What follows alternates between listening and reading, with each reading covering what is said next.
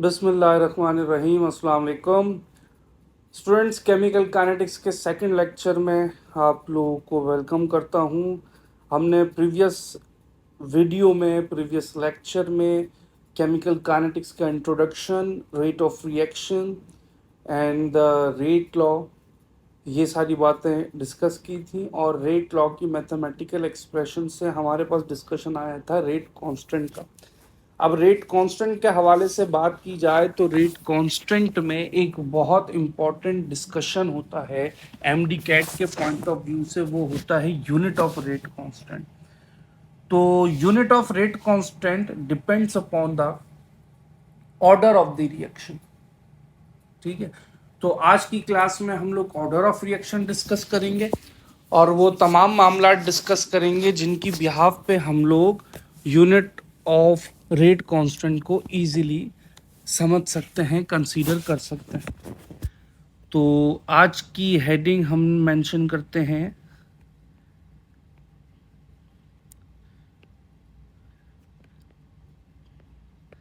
Order of reaction. What is order of reaction? Order of reaction is simply defined as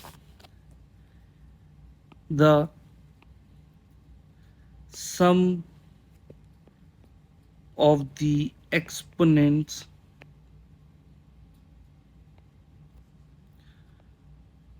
of the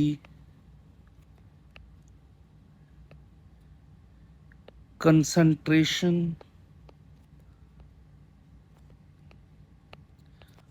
of reactants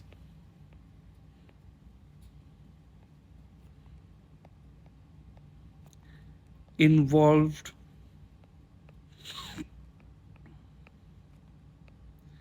in a reaction।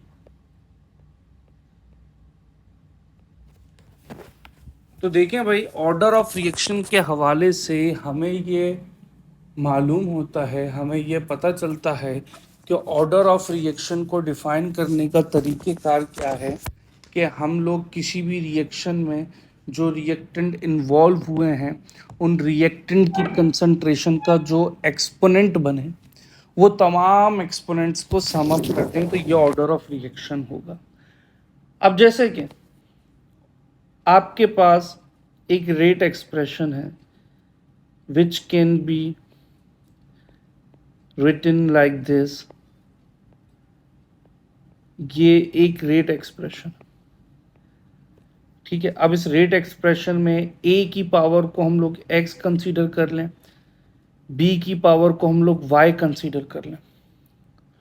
So the exponent of A is X and exponent of B is Y. तो इस condition में जो order of reaction होगा वो order of reaction हम लोग इस तरीके से लिख सकते हैं x प्लस वाई। ठीक है जी। अच्छा, इस बात को जहन में रखिएगा कि जो ऑर्डर ऑफ रिएक्शन होता है, order of reaction is an experimental discussion.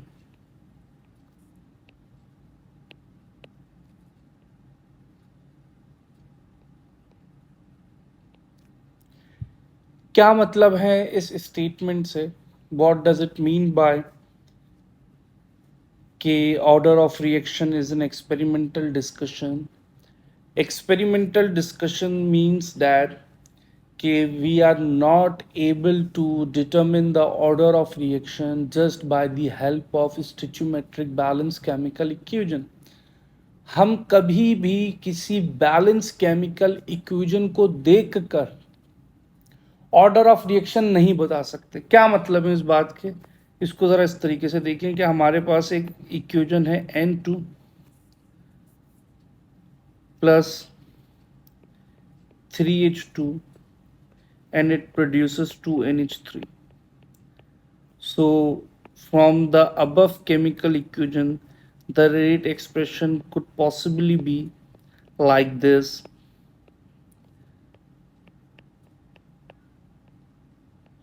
और यहाँ पे अगर आप सम ऑफ एक्सपोनेंट्स करें, so the sum of exponent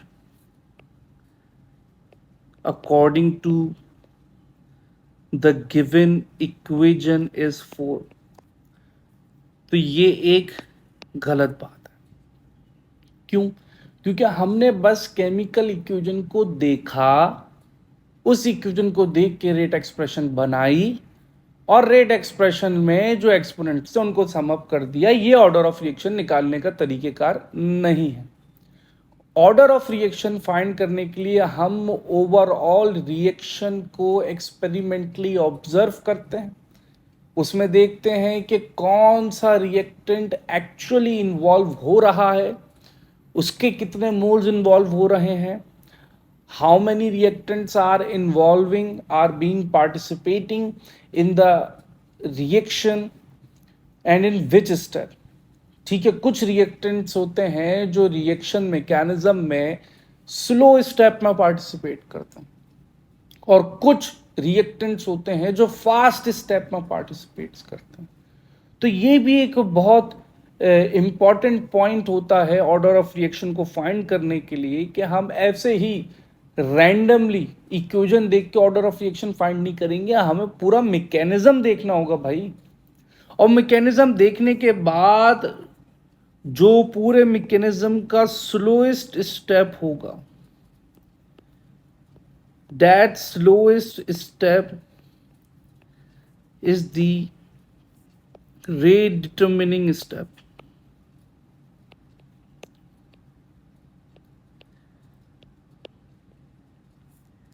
the slowest step is the rate determining step. यानी कि अगर मैं एक इक्वेशन लिखता हूं a plus 2b producing c, यानी कि प्रोडक्ट, और मैं कहूं कि यहाँ पे एक्चुअली 2 स्टेप्स में रिएक्शन प्रोसीड होता है कि a प्लस बी पहले ए बी बनाता है, ये स्लो स्टेप है, और फिर दूसरे स्टेप में जो ए बी है वो दूसरे मोल्स ऑफ बी के साथ मिलकर सी बनाता है, ये फास्ट स्टेप। तो इस रिएक्शन की अगर रेट एक्सप्रेशन बतानी तो हम सिर्फ और सिर्फ स्लो स्टेप को देखेंगे, स्लो स्टेप को। तो रेट एक्सप्रेशन बनी कुछ इस तरीके से,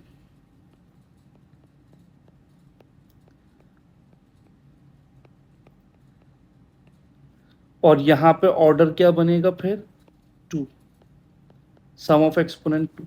अब यहाँ पे बहुत सारी जगहों पे कुछ बातें ऐसी आएंगी एमडी कैट में, मैं स्पेसिफिकली एमडी कैट की बात कर रहा हूँ, कि आप बोलेंगे कि सर आपने अभी थोड़ी देर पहले बताया था कि ऑर्डर ऑफ रिएक्शन तो इक्वेशन देखकर बताया नहीं जा सकता, लेकिन अभी आपने इक्वेशन देख के कैसे बता दी। तो जैसे कि इस वक्त इस कंडीशन को देख लें, तो इस कंडीशन में मैकेनिज्म आपके पास गिवन था, तो हम उस मैकेनिज्म को कंसीडर करते हुए जवाब दे देंगे।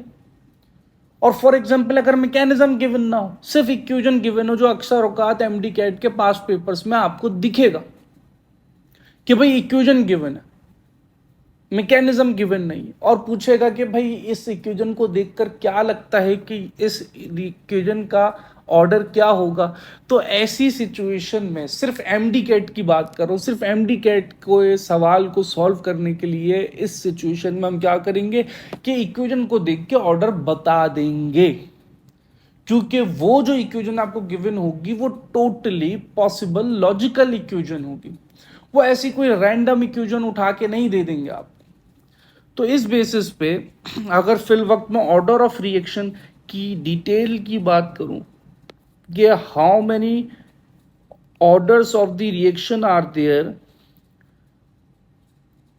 तो सबसे पहला ऑर्डर क्या होता है, फर्स्ट ऑर्डर रिएक्शन, यानी कि those reactions in which the sum of the exponent is equal to 1।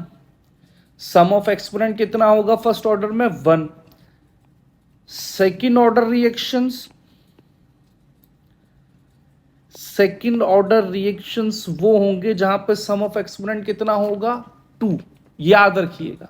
Second order reactions क्या होंगे जिनमें सम ऑफ एक्सपोनेंट क्या होगा 2। अब वो कैसे भी हो सकता है, कैसे से मुराद कि वो ऐसे भी लिखा जा सकता है कि रेट इज इक्वल्स टू के ए बी। तो यहां पे भी सम ऑफ एक्सपोनेंट 2 बन रहा है, इसकी पावर 1, इसकी पावर 1, 1 प्लस 1 कितना होता है 2। और ये पॉसिबली ऐसे भी हो सकता है कि रेट इज इक्वल्स टू के और ए की पावर 2, सिर्फ ए की रिएक्टेंट और ए की पावर 2 दे दी। अब क्या हो गया, अब भी सेकेंड ऑर्डर है।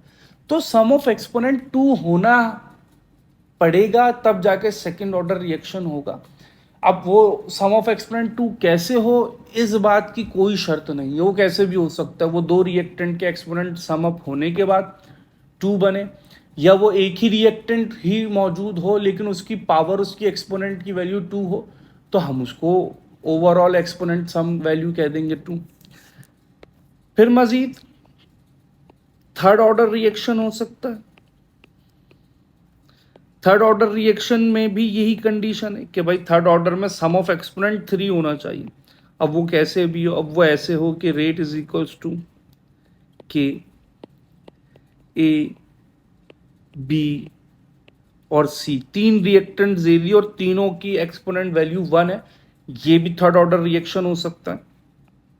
या फिर रेट इज इक्वल्स टू के ए की पावर 2 और बी, तो यहां पे सम ऑफ एक्सपोनेंट 2 प्लस 1 3 हो सकता है। या फिर वो इस तरीके से दे दे, यहां पे भी सम ऑफ एक्सपोनेंट 3 है। तो ये कंडीशंस हैं, हर कंडीशन पे सम ऑफ एक्सपोनेंट 3 बन रहा है तो order of reaction third order कहलाया जाएगा। और क्या हो सकता है भाई, और ये हो सकता है कि आपसे एक बिल्कुल ही नई अजीब सी बात करे कि रिएक्शन हो जीरो ऑर्डर। जीरो ऑर्डर यानी कि सम ऑफ एक्सपोनेंट जीरो हो, सम ऑफ एक्सपोनेंट जीरो हो। सम ऑफ एक्सपोनेंट जीरो होना बहुत ही अनयूजुअल बात है, तो इसके हवाले से याद रखें कि in these kind of reactions the rate do not depend on the concentration of reactant. It doesn't mean कि the reactant is not important for the reaction. The reactant wouldn't be consumed during the reaction. इसका ये मतलब नहीं है कि भाई reactant important ही नहीं है रिएक्शन के लिए, या रिएक्टेंट जो है इस्तेमाल नहीं होगा रिएक्शन के दौरान।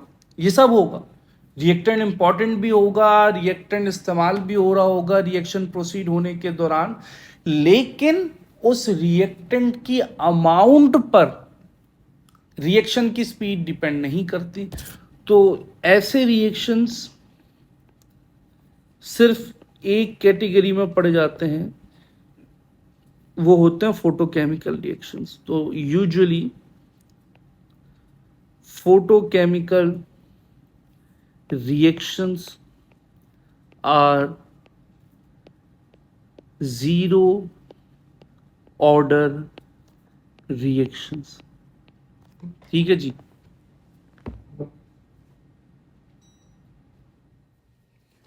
Usually photochemical reactions are zero order reactions. ये बात मेरे ख्याल से कोई बहुत मुश्किल बात नहीं है समझने के एतबार से। अच्छा, फोटोकेमिकल रिएक्शंस कैसे पहचानेंगे? मिसाल के तौर पे मैंने एक रिएक्शन लिखा कि A plus B is producing C और एरो पे लिख दिया सनलाइट। तो इसका मतलब ये क्या हो गया, photochemical reaction the order would be zero. या फिर मैं लिखूं A प्लस बी, अब सनलाइट की जो एनर्जी है वो एनर्जी हम लोग H mu, Planck's quantum theory की रिस्पेक्ट से हम लोग क्या इस्तेमाल करेंगे कि energy is equals to H mu. तो एच म्यू अगर मैंने यहाँ पे लिख दिया एरो पे, तो it means it is a zero order reaction. ये एक फोटोकेमिकल रिएक्शन है और इसका ऑर्डर जीरो होगा। अब जैसे कि भाई फोटोसिंथेसिस है, फोटोसिंथेसिस में पानी इंपॉर्टेंट है, कार्बन डाइऑक्साइड इंपॉर्टेंट है और सनलाइट इंपॉर्टेंट है। लेकिन क्या आप ये सोच सकते हैं, क्या ये अज्यूम कर सकते हैं कि एक प्लांट को, एक पौधे को हम अंधेरे कमरे में रख दें, उस कमरे में कार्बन डाइऑक्साइड भी बहुत सारी मौजूद हो और हम पौधे को रोजाना पानी भी दें, तो क्या वो प्लांट फोटोसिंथेसिस का प्रोसेस कर पाएगा successfully? No, it is not possible. The plant requires sunlight more than the water and the carbon dioxide।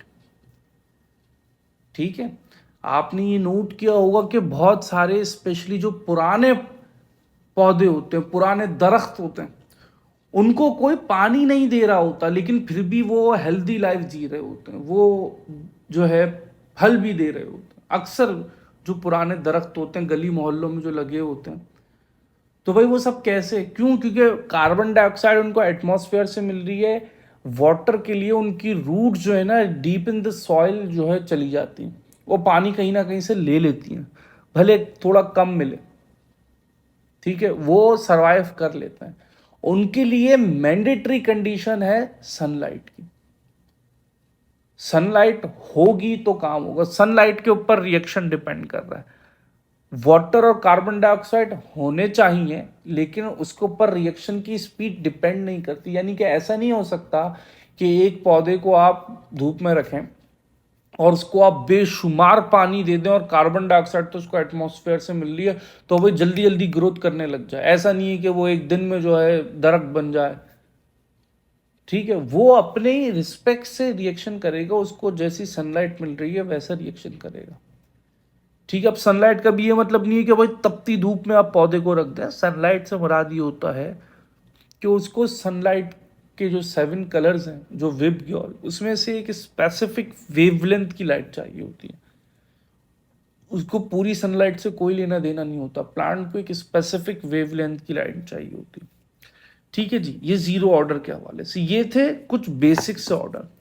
अब कुछ अनयूजुअल ऑर्डर डिस्कस करेंगे, जैसे कि एक हो गया सूडो ऑर्डर।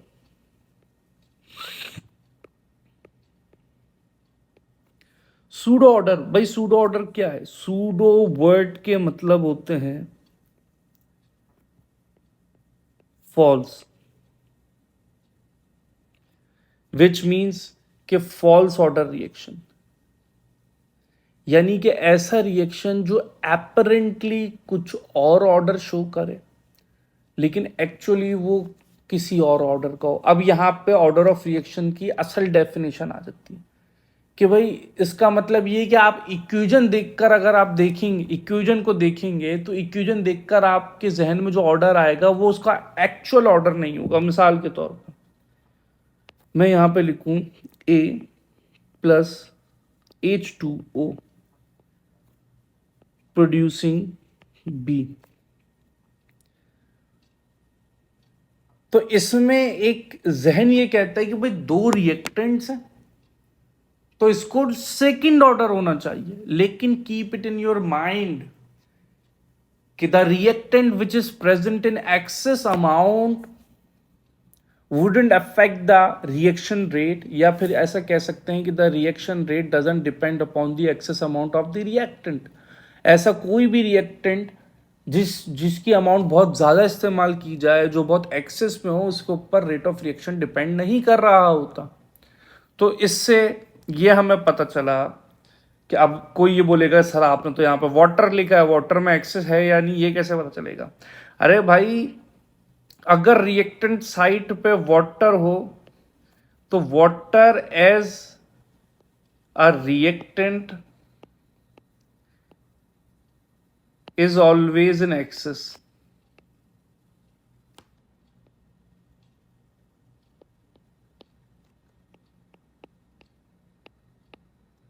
ठीक है, और दूसरी कंडीशन क्या हो कि भाई वाटर के अलावा क्या हो? वाटर के अलावा कुछ भी हो सकता है, तो वो कुछ भी अगर होगा तो उसके सबस्क्रिप्ट में लाजमी है कि वो आपको एक्सेस लिख के मेंशन करेगा, अदरवाइज आप नहीं बता सकते और बताया जा भी नहीं सकता और ना वो पूछ सकता। फेडरल बोर्ड की बुक से हमें एक और ऑर्डर मिलता है जो यूजुअली हमें और किसी सिलेबस में पढ़ने को नहीं मिलता। 2019 में या 2020 के एमडी कैट में इसकी बात पूछी गई थी, और ये होता है फ्रैक्शनल ऑर्डर। फ्रैक्शनल ऑर्डर में क्या हो, फ्रैक्शनल ऑर्डर में ये होता है कि जो सम ऑफ एक्सपोनेंट है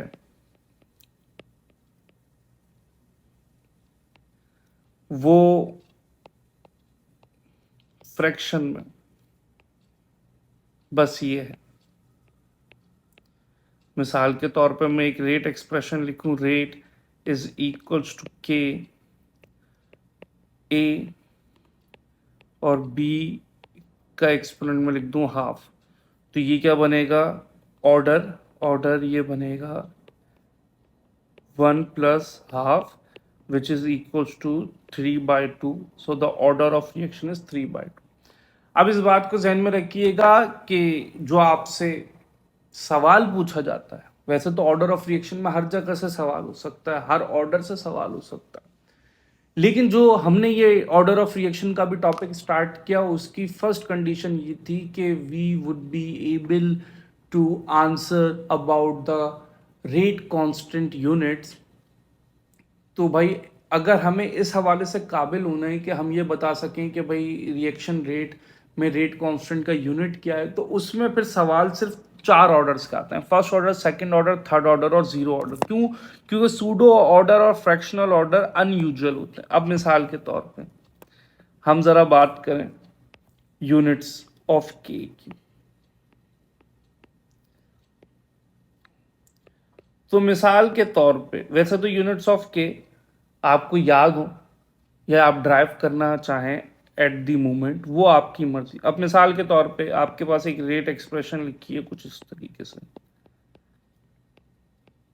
that is the rate expression. तो आप मुझे ज़रा देख के बताएं कि भाई इस रिएक्शन रेट में जो सम ऑफ एक्सपोनेंट है वो ओवरऑल क्या बन रहा है। तो हर बंदा ये बता सकता है कि सम ऑफ एक्सपोनेंट 1 बनेगा, क्योंकि एक रिएक्टेंट है और रिएक्टेंट की पावर कुछ नहीं यानी कि 1 है, तो सम ऑफ एक्सपोनेंट 1 बना। तो यहाँ पे के की एक्सप्रेशन बनाए तो ये बनेगी रेट ओवर रिएक्टेंट जिसकी पावर क्या है 1। तो भाई रेट का यूनिट होता है मोल्स पर डेसीमीटर क्यूब पर सेकेंड, और कंसंट्रेशन का यूनिट क्या होता है मोल्स पर डेसीमीटर क्यूब। तो मोल से मोल्स कैंसिल, डेसीमीटर क्यूब से डेसीमीटर क्यूब कैंसिल, ये 1/सेकेंड हो गया, ठीक है, जिसको हम लोग सेकेंड इनवर्स भी कह सकते हैं। अब कोई ये ना बोले कि सर 1/सेकेंड कैसे हुआ, ठीक है, तो मैं इसको ऐसे भी लिख दूं कि भाई एक्चुअली ये इस तरीके से कहानी थी, मोल्स पर डीएम क्यूब पर सेकेंड ये रेट ऑफ रिएक्शन का यूनिट, और यहाँ पे कंसंट्रेशन का यूनिट। तो ये इस हवाले इसीलिए सेकेंड इनवर्स बना। ये हो गया फॉर फर्स्ट ऑर्डर, ये फर्स्ट ऑर्डर के लिए।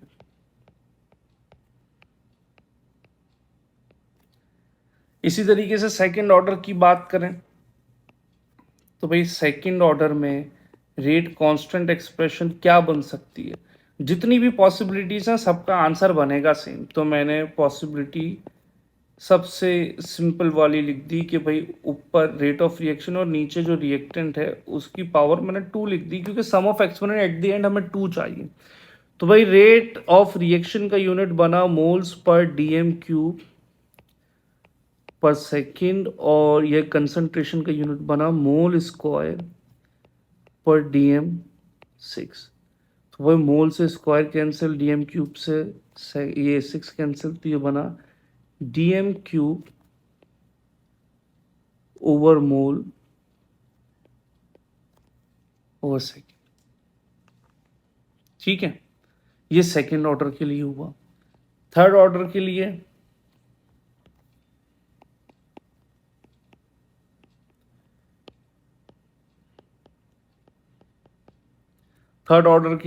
ये बन जाएगा कुछ इस तरीके से, ये रेट कांस्टेंट का फॉर्मूला बना, रेट डिवाइडेड बाय रिएक्टेंट, और रिएक्टेंट के एक्सपोनेंट की वैल्यू हो गई 3। तो तो ये हो गया मोल पर डेसीमीटर क्यूब पर second divided by mole cube पर DM9। तो मोल से क्यूब कैंसिल, DM क्यूब से 9 कैंसिल, ये बन गया DM6 divided by mole square second. ये थर्ड ऑर्डर के लिए रेट कांस्टेंट का यूनिट बना। और आखिरी बात, रेट कांस्टेंट के हवाले से जीरो ऑर्डर। तो जीरो ऑर्डर पे अगर वो आपसे ये कहता है कि रेट कांस्टेंट का यूनिट क्या बनेगा, तो ये कुछ इस तरीके से हुआ कि k is equals to rate divided by reactant, और reactant sum of exponent zero है, तो ये जीरो पूरा का पूरा 1 के बराबर हो जाएगा। तो ये तो एक्सप्रेशन बनी कुछ k is equals to rate, यानी कि रेट ऑफ रिएक्शन का यूनिट क्या होता है, मोल्स पर डेसीमीटर क्यूब पर second. So is the unit of rate constant. ये बात पेपर MD कैट के हवाले से बहुत ज्यादा इंपॉर्टेंट है। वो अक्सर पूछते हैं कि भाई कौन से ऑर्डर रिएक्शन में रेट ऑफ रिएक्शन और रेट कांस्टेंट का यूनिट सेम हो जाता है, या फिर ये पूछते हैं कि बताओ जीरो ऑर्डर रिएक्शन के अंदर रेट कांस्टेंट का यूनिट क्या होगा। सबसे ज्यादा कॉमन क्वेश्चन है ये, प्रीवियस ईयर के अकॉर्डिंग सबसे ज्यादा पूछा गया क्वेश्चन है। ठीक है जी। अच्छा, सूडो ऑर्डर में ये बात नहीं हो सकती, क्योंकि भाई सूडो ऑर्डर क्या होगा। सूडो ऑर्डर में जैसे मिसाल के तौर पे सूडो ऑर्डर की बात करें तो भाई इस वक्त ये दिखने में सेकंड ऑर्डर, लेकिन एक्चुअली क्या होगा, फर्स्ट ऑर्डर। तो भाई जो फर्स्ट ऑर्डर का रेट कांस्टेंट का यूनिट है वही यहां पर हो गया ना, तो अलग से पढ़ने की जरूरत नहीं है। और फ्रैक्शनल ऑर्डर की बात करें तो फ्रैक्शनल ऑर्डर में फिर रेट कांस्टेंट का यूनिट मैथमेटिकली थोड़ा अजीब सा हो जाता है, वो हमारी किताबों में भी मौजूद नहीं होता, हमें पढ़ने की ज़रूरत भी नहीं। एक और चीज़ जो पंजाब बोर्ड और फेडरल बोर्ड में पाई जाती है for the order of reaction, that is about the half life. Half life का जिक्र वैसे तो फिजिक्स में पाया जाता है रेडियो एक्टिव एलिमेंट्स के, लेकिन केमिकल काइनेटिक्स में पंजाब बोर्ड में, फेडरल बोर्ड में हम लोग हाफ लाइफ का जिक्र करते हैं। और इसको किस तरीके से एक्सप्लेन किया जाता है कि half life is the time required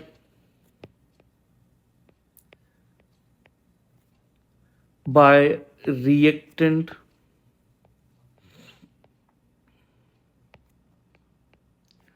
to convert into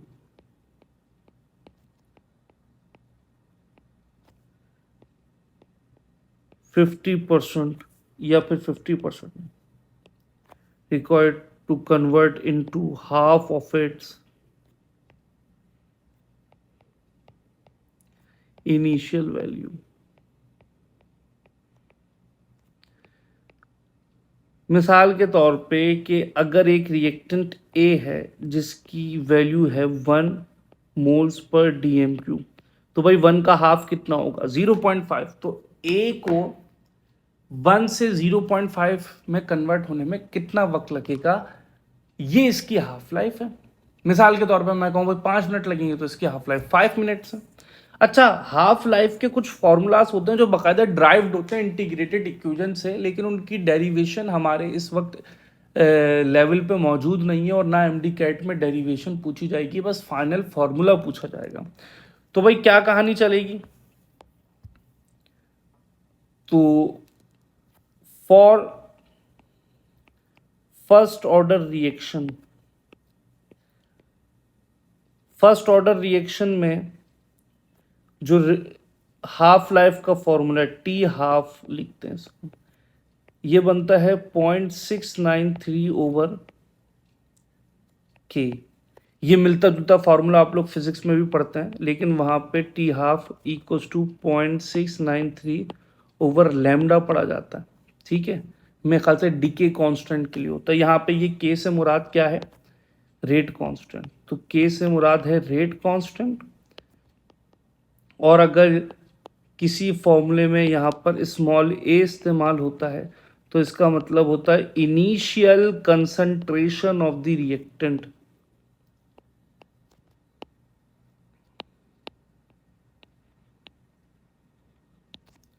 ठीक है जी, ये फर्स्ट ऑर्डर के लिए हो गया। सेकेंड ऑर्डर को अगर हम देखें,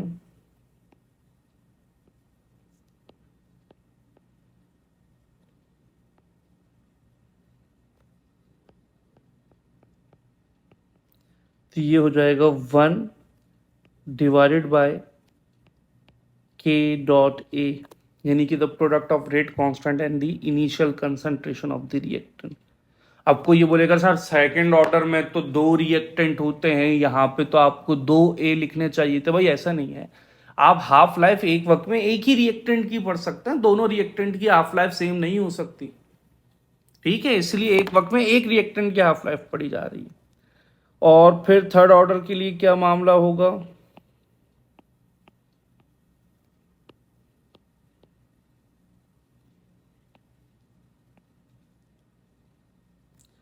थर्ड ऑर्डर के लिए हाफ लाइफ का फॉर्मूला होगा 1.5/Ka²।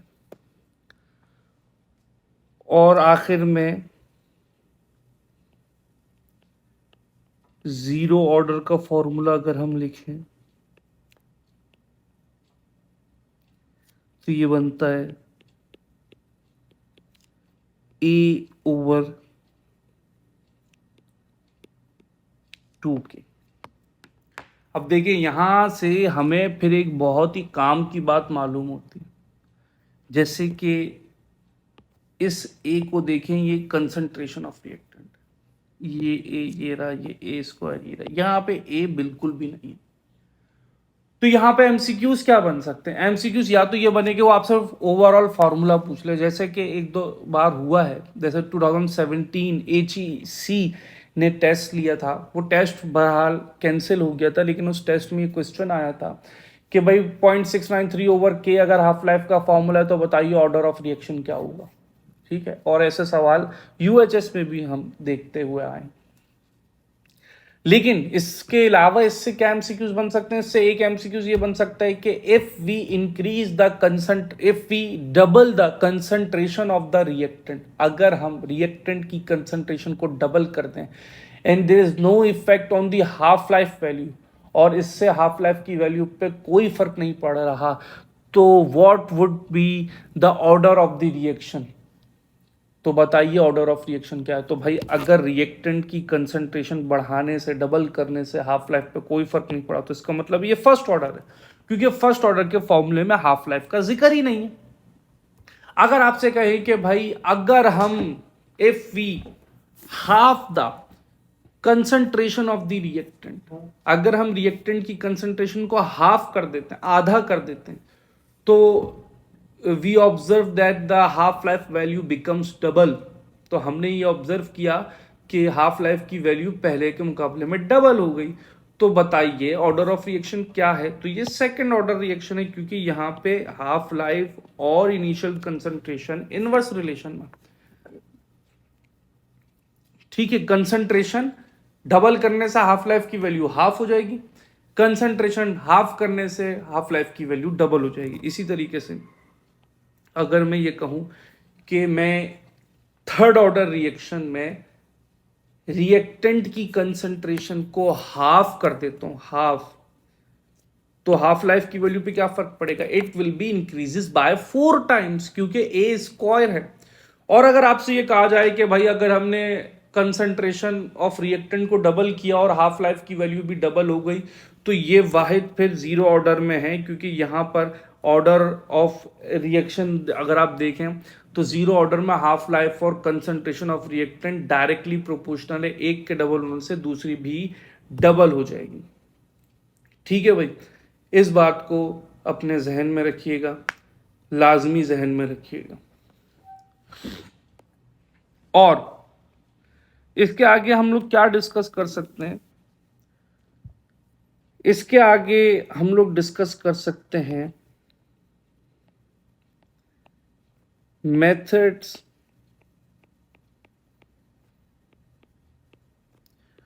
to determine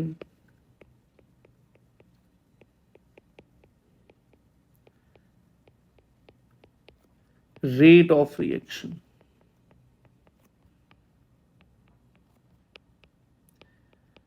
How many methods are there to determine rate of reaction? So there are two methods. The first one is chemical method.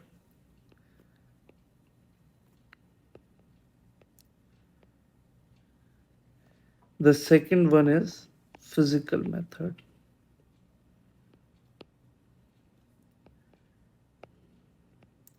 The first one is chemical method, the second one is physical method. What is a chemical method? Chemical method में usually हम लोग titration को पढ़ते हैं कि एक reagent को हमने ब्यूरेट में फिल किया, दूसरे रिएजेंट को हमने फ्लास्क में रखा और थोड़ी थोड़ी करके उनकी टाइट्रेशन करवाते जाए।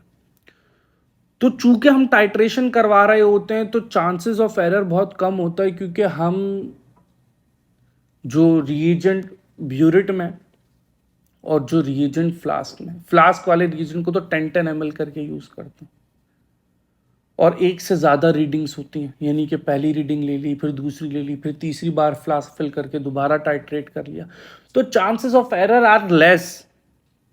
And if there are some error, we can eliminate it easily because the reaction is going to be repeat for another reading.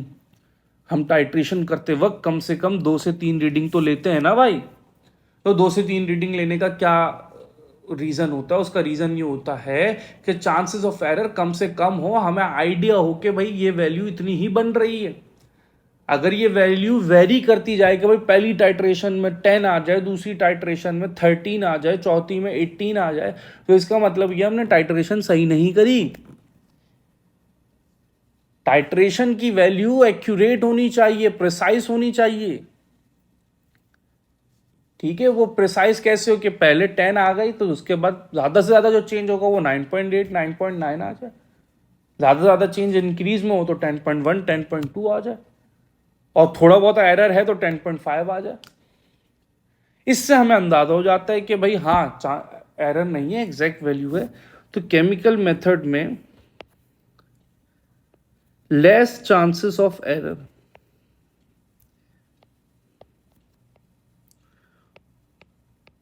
और जो एरर होते भी हैं, ठीक है, वो डिटेक्टेबल होते हैं और रिमूवेबल होता है। कि मिसाल के तौर पे एक रीडिंग आपकी आई 12 और दूसरी आ गई 18, तो आपको फौरन शक होगा यार कोई मसला है, फिर आप तीसरी बार रीडिंग करेंगे। तो अगर 18 ही आई तो इसका मतलब है पहली रीडिंग गलत थी, और अगर 12 आ गई तो इसका मतलब है दूसरी रीडिंग गलत थी, तो आप उसको एलिमिनेट कर देंगे। फिजिकल मेथड में there are a lot of physical methods are there. यहां पे हम लोग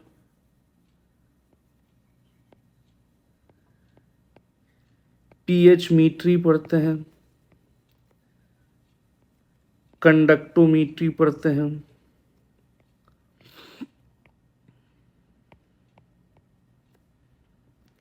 रिफ्रैक्ट्रोमीट्री पढ़ते हैं,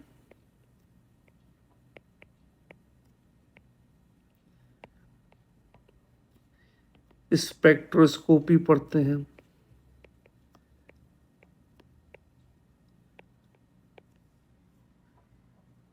इसी तरीके से पोलैरिमीट्री पढ़ते हैं,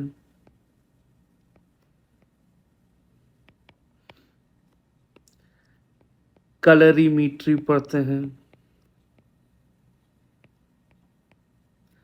कैलरीमीट्री पढ़ते हैं। ये बहुत कॉमन से मेथड्स हैं जो मैंने यहाँ पे लिख दी, और इनसे प्रीवियस एमडी कैट में सवाल बने। अब जैसे पीएच मीट्री में क्या होता है भाई, पीएच मीट्री में हम लोग चेंज इन पीएच वैल्यू को ऑब्जर्व करते हैं।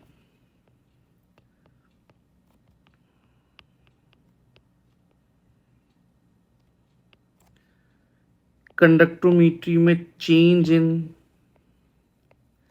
कंडक्टिविटी को ऑब्जर्व करते हैं।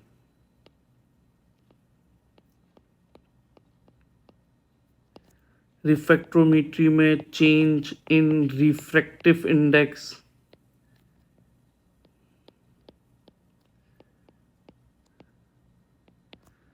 स्पेक्ट्रोस्कोपी में हम देखते हैं एब्जॉर्बेंस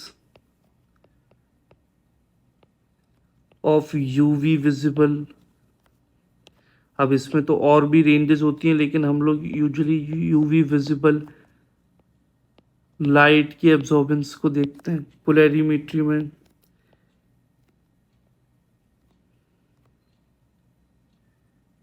ठीक है, चेंज इन ऑप्टिकल रोटेशन,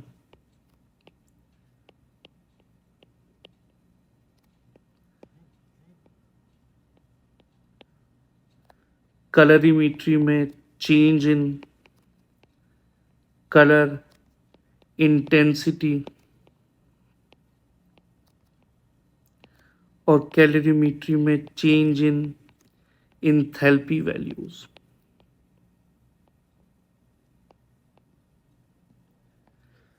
अब देखें भाई इसका सवाल क्या बनेगा। जैसे कि प्रीवियस ईयर में सवाल जो आए हैं उसकी रिस्पेक्ट से आपसे बात करूं भाई। एक सवाल लिखा हुआ है कि हमने एक रिएक्शन करवाया और उस रिएक्शन करवाने के दौरान जो रिएक्शन मिक्सचर है उसकी पीएच वैल्यू में कोई फर्क नहीं आ रहा, कंडक्टिविटी में कोई फर्क नहीं आ रहा, पोलैरिमीट्री में ऑप्टिकल रोटेशन में कोई फर्क नहीं आ रहा, लेकिन हमने नोट किया कि वो जो रिएक्शन मिक्सचर है वो विजिबल लाइट को एब्जॉर्ब कर रहा है। तो बताइए कौन सी टेक्निक के जरिए इस रिएक्शन के रेट को डिटरमिन किया जा सकता है।